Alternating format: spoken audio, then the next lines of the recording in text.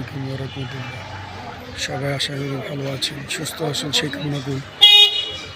মা বাবা ছাড়াই দুনিয়াতে কেউই নাই। মা বাবাকে কেউ ভুলবেন না, আত্মীয় স্বজনকে কেউ ভুলবেন না। মা বাবার সব পরিচিত, মা বাবারা সব। মা বাবার জন্য আমরা দুনিয়া দেখেছি। সৃষ্টিকর্তা হলো আমাদের আল্লাহ।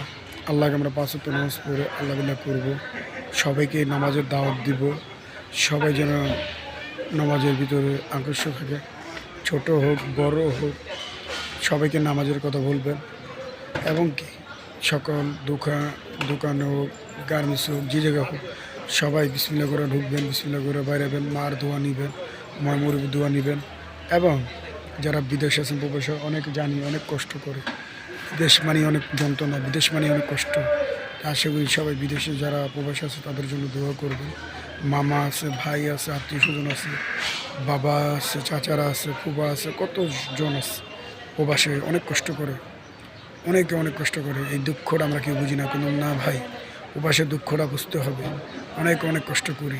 এই ভিডিওটা যদি ভালো লেগে থাকে অবশ্যই আপনারা লাইক ও কমেন্ট শেয়ার করবেন। আসসালামু আলাইকুম।